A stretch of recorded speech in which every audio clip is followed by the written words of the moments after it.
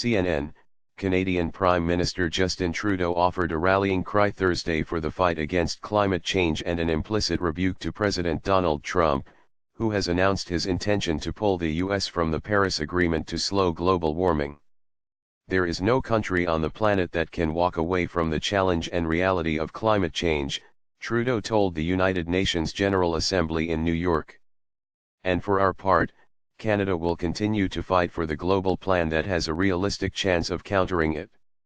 We have a responsibility to future generations and we will uphold it. Trudeau, who focused heavily on the situation of Canada's native peoples, wove themes of sustainability and people-centered policies through remarks that touched on trade, economic development, the success of women and girls, and the environment. Maintaining momentum on climate. Trudeau argued that the challenges posed by climate change also present an economic opportunity. We have a chance to build in Canada and around the world economies that are clean, that are growing, that are forward-looking, the 45-year-old Trudeau said. We will not let that opportunity pass us by. In Canada, that will means imposing a tariff on carbon-related pollution, which when properly implemented is the best possible way of reducing emissions while growing the economy, he said. Trudeau also said that Canada continues to work with international partners on climate change, convening a meeting of environmental leaders from more than 30 countries last week to discuss various ways of pursuing the Paris Agreement in order to maintain the international momentum toward a more sustainable future for all. The Paris Accord, adopted in December 2015, allows each signatory country to determine its own contribution to fight global warming and has no mechanism to force a nation to meet a specific target. More than 190 countries have signed it. In July, Trump announced he would withdraw the U.S. from the accord. Trudeau touched more indirectly on another issue involving the U.S. when he made reference to trade. Canada is currently engaged in negotiations with Mexico and the U.S. to update the North American Free Trade Agreement, which Trump has repeatedly threatened to leave.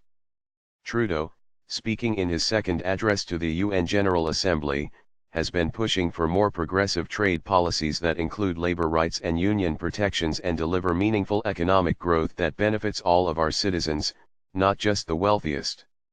Strong provisions to safeguard workers' rights, protect the environment and ensure the benefits of trade are felt more broadly, Trudeau said. When we do that, we don't just grow the economy, we live up to our values. Repairing a dark legacy. Trudeau spent much of his remarks discussing the dark legacy that colonialism and colonial attitudes have wreaked on Canada's native peoples, who even today have trouble accessing good education and basics such as clean water. Canada, he said, has set about working to address the great shame that history represents with a broad review of laws and policies that is meant to correct past injustices and bring about better quality of life for Indigenous peoples of Canada.